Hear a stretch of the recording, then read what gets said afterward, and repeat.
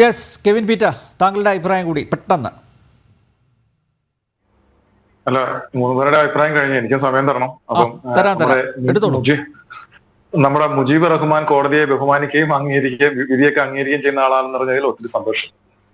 ശരിക്കും ഇവിടെ ഇപ്പോൾ സംഭവിച്ചിരിക്കുന്നതെന്ന് പറയുകയാണെങ്കിൽ മുനമ്പത്തെ ജനങ്ങളെയും കേരള പൊതുസമൂഹത്തെയും വിഡ്ഢികളാക്കാനുള്ള കേരള ഗവൺമെന്റിന്റെയും അതിന് അനുവദിച്ചു കൊടുത്ത പ്രതിപക്ഷത്തിന്റെയും തട്ടിപ്പ് പൊളിഞ്ഞു എന്നുള്ളതാണ് ഇന്നത്തെ കോടതി വിധിയിലൂടെ സംഭവിച്ചിരിക്കുന്നത്. കാരണം ഇവിടെ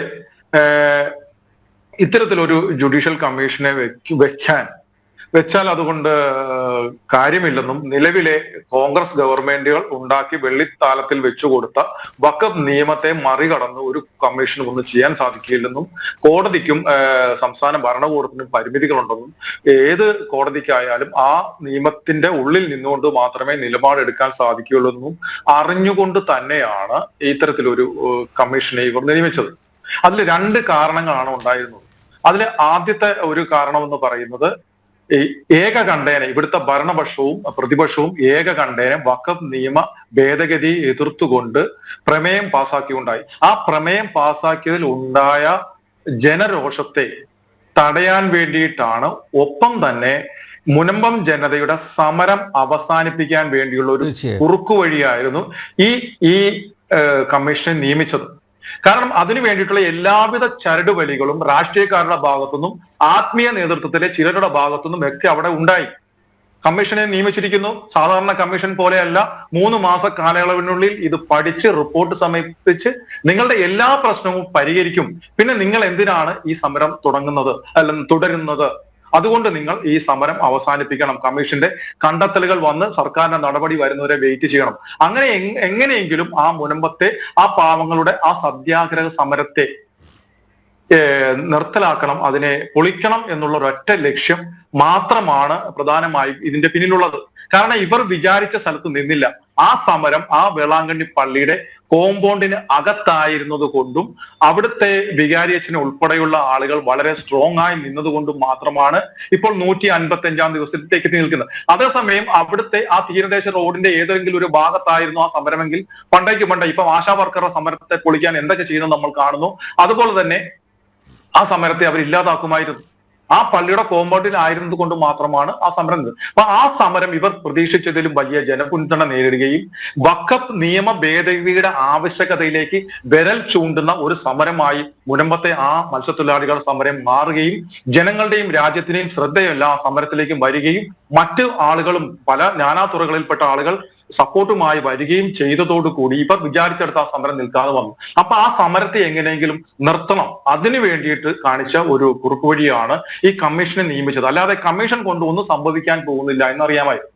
പിന്നെ അടുത്ത രണ്ടാമത്തെ ഒരു കാര്യം, ഈ കമ്മീഷൻ നിയമിച്ചിട്ടുള്ള സംസ്ഥാന സർക്കാർ എടുത്ത ഒരു പരിപാടി എന്ന് പറഞ്ഞത് അവർക്കറിയാം ഇവിടെ വഖഫ് നിയമ ഭേദഗതി പാസ്സാവുമെന്ന് ഉറപ്പായിരുന്നു. പക്ഷെ സംസ്ഥാന സർക്കാർ ഒരിക്കലും കരുതിയില്ല ഇതിനെ JPCക്ക് വിടുകയും അവരുടെ നിർദ്ദേശങ്ങൾ വരുന്നത് വരെ വെയിറ്റ് ചെയ്യുകയും ഇത് ഇത്രയും ദിവസം നീണ്ടുപോവുകയും ചെയ്യില്ല എന്നുള്ള ഒരു വിശ്വാസത്തിന്മേലാണ് ഈ കമ്മീഷൻ നിയമിച്ചത്. അപ്പൊ ഈ കമ്മീഷന്റെ പഠനം നടന്നുകൊണ്ടിരിക്കുക, അല്ലെങ്കിൽ റിപ്പോർട്ട് കിട്ടുന്നതിന് മുമ്പ് വഖഫ് നിയമ ഭേദഗതി പാസ്സായാൽ പിന്നെ സംസ്ഥാന സർക്കാരിന് മതമൗലികവാദികളുടെ മുന്നിൽ മുട്ടിലിഴയാതെ അല്പം കുനിഞ്ഞു നിന്നുകൊണ്ട് പറയാം, ഞങ്ങൾ നിസ്സഹായരാണ്, ഞങ്ങൾ നിങ്ങൾക്ക് വേണ്ടി നിലകൊണ്ടതാണ്, പക്ഷെ നിസ്സഹായരാണ്, പുതിയ നിയമം വന്നു കഴിഞ്ഞു.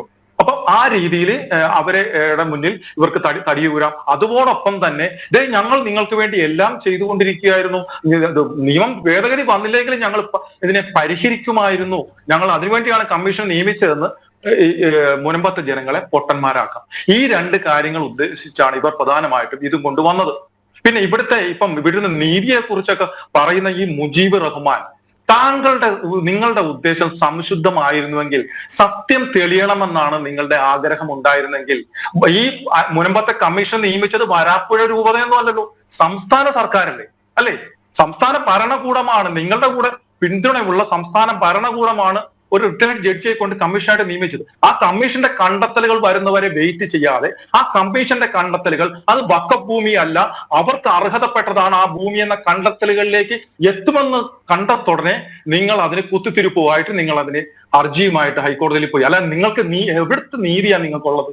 നിങ്ങൾക്ക് അല്പമെങ്കിലും മാന്യത ഉണ്ടായിരുന്നെങ്കിൽ നിങ്ങൾ പലരും വന്ന് പറഞ്ഞല്ലോ ഞങ്ങൾ കുടിയിറക്കില്ല, ഞങ്ങൾ മുനമ്പൻ ജനതയ്ക്ക് ഒപ്പമാണ്, കേക്കൊക്കെ അണ്ണാക്കിലേക്ക് തള്ളിക്കൊടുത്ത് കിറിയും തുടച്ചു കൊടുത്ത് ചില ആൾക്കാരൊക്കെ പോയപ്പോഴൊക്കെ പറഞ്ഞത് നോക്കൂ മുസ്ലിം സമുദായത്തിന്റെ ഇതൊക്കെ നോക്കൂ എന്നൊക്കെ പറയുകയുണ്ടായി ഇല്ലേ? നിങ്ങൾക്ക് അല്പമെങ്കിലും ഇതുണ്ടായിരുന്നെങ്കിൽ കമ്മീഷന്റെ കണ്ടെത്തലുകൾ വരുന്നതിനെ നിങ്ങൾ എന്താണ് തടസ്സപ്പെടുത്തിയത്? അപ്പൊ നിങ്ങൾക്കറിയാം സത്യം പുറത്തു വരുമെന്ന്. അപ്പൊ അതിനെ ഇല്ലാതാക്കാനാണ് നിങ്ങൾ ശ്രമിച്ചത്. അപ്പോൾ ഇതാണ് ഇതിന്റെ പിന്നിലുള്ള കാരണം. ഇത് രണ്ടും പൊളിയാനുണ്ടായത്.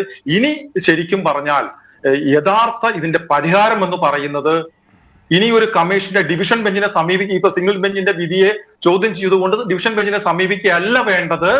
നിങ്ങൾ വഖഫ് നിയമ ഭേദഗതിയെ പിന്തുണയ്ക്കുന്നുണ്ടോ ഇല്ലയോ എന്ന് മുനമ്പത്തെ ജനങ്ങളോടും കേരള പൊതുസമൂഹത്തിനോടും പറയാൻ തയ്യാറാവണം. പിന്നെ ഇതിനകത്തെ മറ്റു കാര്യങ്ങളൊക്കെ കോടതിക്ക് തെറ്റുപറ്റാം. ഇപ്പം ചാൾസ് ദേവൻ സാറ് പറഞ്ഞത് കൃത്യമായ കാര്യമാണ്. മുൻപ് ഉണ്ടായിരുന്ന വിധി അങ്ങനെ അല്ലായിരുന്നു, അത് മറ്റൊരു കേസായിരുന്നു. അപ്പോൾ അതില് വന്നിരിക്കുന്ന എറർ എന്ന് പറയുന്നത് കൃത്യമായിട്ട് സ്റ്റാലിൻ ദേവനോ അല്ലെങ്കിൽ ജോഷി മയ്യാട്ടിൽ അച്ഛനോ അല്ലെങ്കിൽ സമരസമിതിയുടെ ബെന്നിയോ ഒന്നുമല്ല അവിടെ കേസ് വാദിച്ചത്. ആ വക്കീലിന് കൃത്യമായിട്ട് കാര്യങ്ങൾ അവതരിപ്പിക്കാൻ സാധിക്കാതെ എന്നുകൊണ്ടാണ് അത്തരത്തിൽ ഒരു പരാമർശം അതവിടെ കോപ്പി പേസ്റ്റ് ചെയ്യപ്പെട്ടത്. അപ്പോൾ അതിന്റെ അർത്ഥം ആ പറഞ്ഞതെല്ലാം ശരിയാണെന്നുള്ളതല്ലേ? ഏറ്റവും അവസാനം വന്ന വിധി മാത്രമേ പറയാവുള്ളൂ. ഹൈക്കോടതി വിധി അംഗീകരിക്കണം. ഞങ്ങളൊക്കെ കണ്ടതാണ് ഇവിടെ ജഡ്ജി പോലീസ് വാഹനത്തിന്റെ മുകളിൽ കയറിയുന്നുണ്ട് ജഡ്ജിയുടെ തന്തയ്ക്ക് വിളിച്ചത്. അതിനകത്ത് നിങ്ങളുടെ പാർട്ടിയും അംഗമായിരുന്നു. അപ്പൊ അതിനെക്കുറിച്ചൊന്നും പറയണ്ട. പിന്നെ അവതാരകനോട് ചോദിക്കുന്നത് കേട്ടു, നിങ്ങൾ പോയി നിങ്ങൾ അളന്നു, നിങ്ങൾ എവിടെയാണ് സർവേ നടത്തിയിരിക്കുന്നത്? അവസാനമായിട്ട് ആ ഭൂമിയുടെ സർവേ നടത്തിയത് എപ്പോഴാണ്? നിങ്ങൾക്കറിയാവോ 404 ഏക്കർ അവിടെ ഉണ്ടെന്ന്, കടലെടുത്ത് പോയതിന്റെ ബാക്കി. അപ്പൊ നിങ്ങൾക്കും അറിയില്ല എത്രയുണ്ടെന്ന്.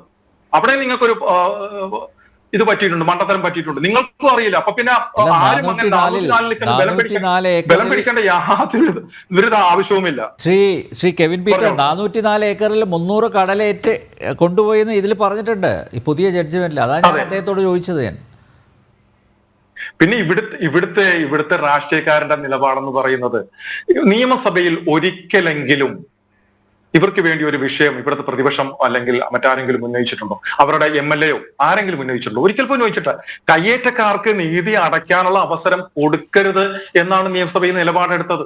ഈ ഭരിക്കുന്ന പാർട്ടിയുടെ വഖഫിന്റെ ചുമതലയുള്ള അബ്ദുറഹ്മാനും നിലപാട് അത് തന്നെയായിരുന്നു, UDFന്റെയും നിലപാട് അത് തന്നെയായിരുന്നു. അതിനെയൊന്നും ആരും ഇതുവരെ മാറ്റം വരുത്തിയിട്ടില്ല. ഇപ്പം ഇതിനെ പിന്തുണച്ചതിനെ വീണ്ടും പിൻവലിക്കാൻ നിങ്ങൾ തയ്യാറായിട്ടുണ്ടോ? ഒന്നുമില്ല. ശരിക്കും ഇവിടുത്തെ ഭരണ പ്രതിപക്ഷങ്ങൾ ഇപ്പോഴും മുനമ്പത്തെ ജനങ്ങളെ പൊട്ടന്മാരാക്കുകയും ഒപ്പം വഖഫ് എന്ന് പറയുന്ന ആ കൊള്ള സംഘത്തെ പിന്തുണയ്ക്കുകയുമാണ് ചെയ്യുന്നത്. അപ്പോൾ ഈ മുജീർ റഹ്മാനെ പോലെയുള്ളവർക്ക് ആത്മാർത്ഥത ഉണ്ടായിരുന്നെങ്കിൽ ഈ കമ്മീഷന്റെ കണ്ടെത്തലുകൾ പുറത്തു വരുന്നവരെ വെയിറ്റ് ചെയ്യാൻ വേണ്ടി ചെയ്യുന്നത്. അതുകൊണ്ട് തന്നെ നിങ്ങൾക്ക് ഇതിൽ എന്താണ് താല്പര്യം എന്നുള്ളത് അറിയണം. നിങ്ങളൊരു മൂവർ സംഘം, ഇതിൽ നിങ്ങൾ 3 പേരടങ്ങുന്ന ഈ വഖഫ് സംരക്ഷണ വേദിക്കാരുണ്ടല്ലോ, ഇതിൽ 2 പേരെ വഖഫ് ബോർഡ് തന്നെ തള്ളിക്കളഞ്ഞാണ്, അവർക്കെതിരെ നോട്ടീസ് ഇറക്കിയിട്ടുള്ളതാണ്. അപ്പോൾ നിങ്ങൾക്ക് എന്താണ് ഇതിനകത്ത് താല്പര്യം? നിങ്ങൾക്ക് ഇതിൽ ഇൻട്രസ്റ്റ് ഉള്ള മതമൗലികവാദ സംഘടനകളുമായിട്ട് നിങ്ങൾക്ക് ഉള്ള ബന്ധം എന്താണ്? നിങ്ങൾക്ക് എവിടുന്നാണ് ഇത്തരം കേസുകൾക്ക് ഫണ്ട് കിട്ടുന്നത്? ഇതെല്ലാം അന്വേഷിച്ചേ പറ്റൂ. ഇപ്പൊ മുനമ്പൻ ജനതയും നിങ്ങൾക്കെതിരെ പരാതി കൊടുക്കാൻ തയ്യാറായിട്ടുണ്ട്. അബ്ദുൾ റഹ്മാൻ ഉൾപ്പെടെ പരാതി കൊടുക്കാൻ തയ്യാറായിട്ടുണ്ട്. നിങ്ങൾ 3 പേർക്കെതിരെ. നിങ്ങൾ 3 പേരാണല്ലോ ഈ പ്രശ്നങ്ങൾ ഉണ്ടാക്കുന്നത്. നിങ്ങൾക്ക് എന്താണ് ഇതിനുള്ള താല്പര്യം? ഈ വസ്തുവിൽ ബോർഡ് ഇല്ലാത്ത താല്പര്യങ്ങളാണ് നിങ്ങൾക്ക്. അപ്പൊ നിങ്ങൾ ആരാണ് നയിക്കുന്നത്? നിങ്ങൾക്ക് എവിടുന്നാണ് ഇതിന്റെ ഫണ്ട് കിട്ടുന്നത്? അവർ പരാതി കൊടുക്കാൻ പോകുന്നുണ്ട്. അതിനോടൊപ്പം തന്നെ മറ്റു സംഘടനകൾ, ഞങ്ങൾ ഉൾപ്പെടെയുള്ള സംഘടനകളും ആഭ്യന്തര വകുപ്പിന് പരാതി നൽകും, അയച്ചു കൊടുക്കാൻ പോവുകയാണ്. NIA അന്വേഷണം വേണമെന്നാണ് അവരുടെ പ്രധാനപ്പെട്ട ആവശ്യം.